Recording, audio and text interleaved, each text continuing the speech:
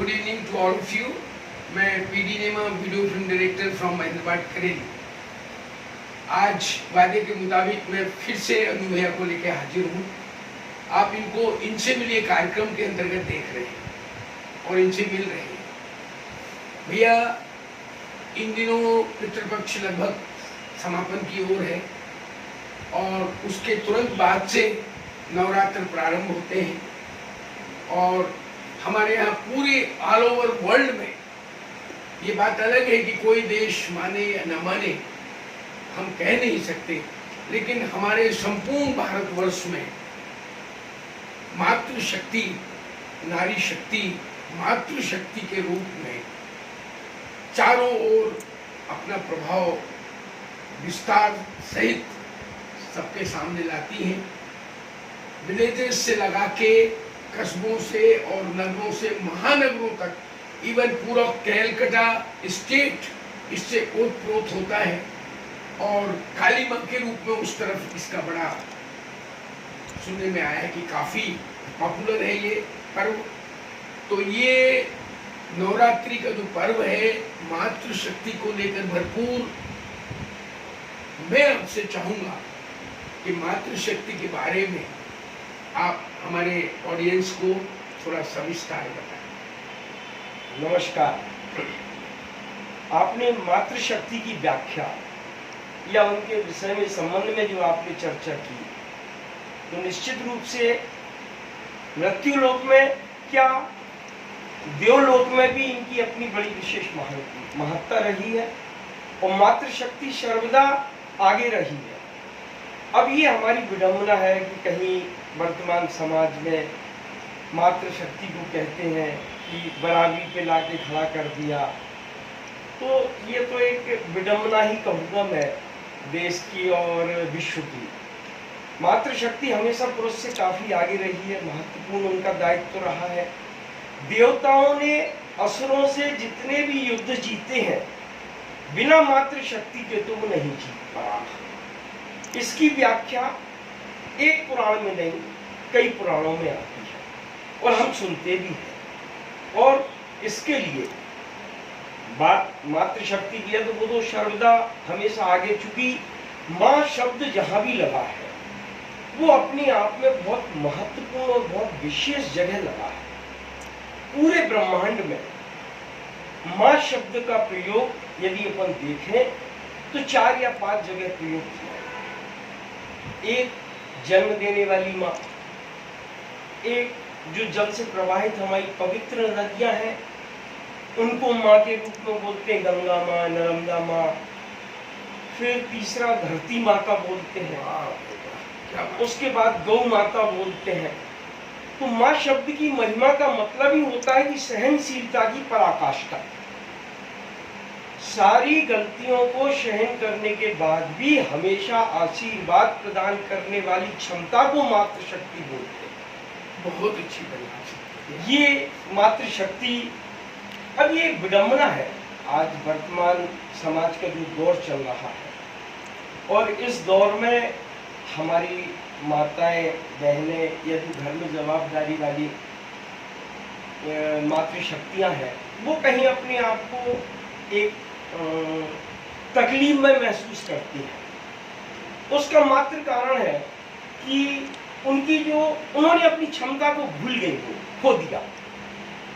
जो क्षमा की क्षमता होती है, जो क्षमा का उनका एक जो सबसे बड़ा शस्त्र है, उस शस्त्र को वो कहीं भूल गए। उसके कारण आज समाज में हमारी ये दुविधा बनी है। बाकी इसके लिए तुलसीदास जी ने भी कहा है कि प्राकृतिक गॉड गिफ्टेड मातृशक्ति को 3 दिए हैं परमात्मा ने। अब वो 3 जैसे पहले मैं उनकी दोहों में बताऊंगा कि पहला उन्होंने कहा है कि जय जय गिरवर राज किशोरी। फिर जब युवावस्था में आई तो जय महेश मुख चंद्र चकोरी। और जब वृद्ध अवस्था में आई तो जय गज बदन सदानंद माता। ये प्राकृतिक 3 बॉडीगार्ड उनको दिए गए। पुरुष को आप बताइए कहाँ कौन सा बॉडीगार्ड मिला है, चाहे वो देवलोक की बात करें या हम मृत्युलोक की बात करें। इतने प्राकृतिक बॉडीगार्डों को प्राप्त होने के बाद भी जो हमारी मातृशक्ति कष्टमय है या दुख मनाती है, इससे बड़ा दुर्भाग्य उनका दूसरा हो ही नहीं सकता। और उसके लिए मैंने आपको पहले बताया कि वो कहीं अपना जो क्षमा का सबसे बड़ा शस्त्र है उसको कहीं वो सेवा भाव, क्षमा भाव, और उसके बाद बड़ी गलती होने के बावजूद भी उनको हमेशा वरदान और आशीर्वाद देना, ये उनका परम गुण होता है, जो वर्तमान समाज में हमको कभी बहुत कम दर्शन होते हैं।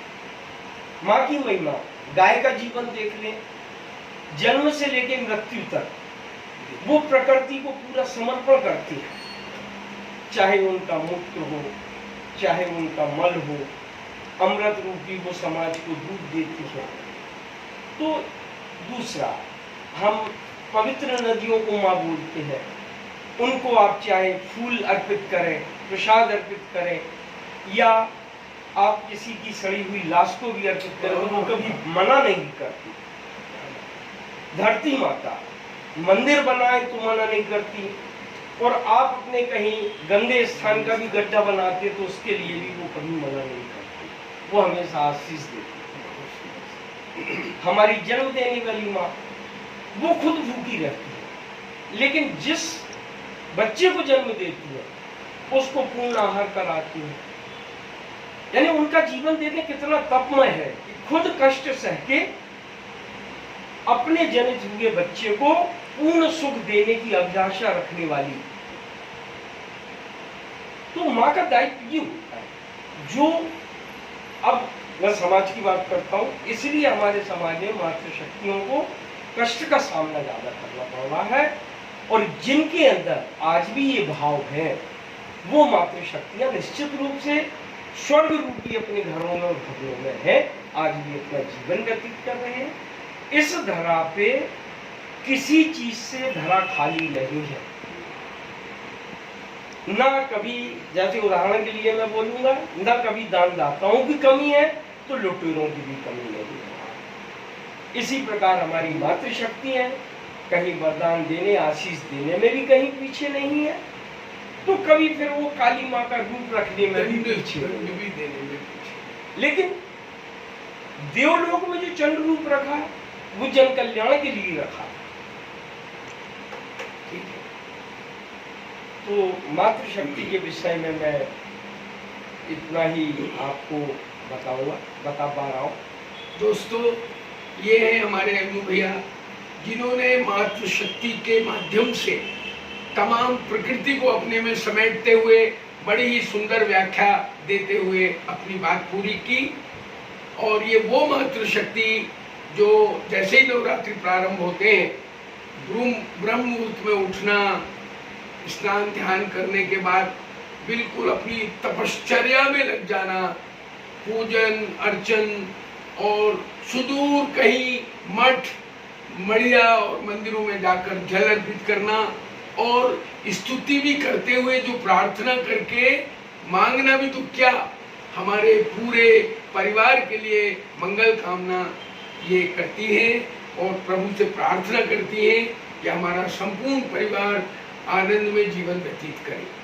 तो ऐसी तपस्विनी, ऐसी त्यागनी, ऐसी मातृशक्ति माँ भारतवर्ष के साथ साथ संपूर्ण विश्व पर छाने वाली है। निकट भविष्य में इन्हीं के द्वारा हमारा देश निश्चित विश्व गुरु के पद पर पहुंचेगा, जैसा कि पूर्व में रह चुका है। धन्यवाद, शुभ रात्रि, नमस्कार।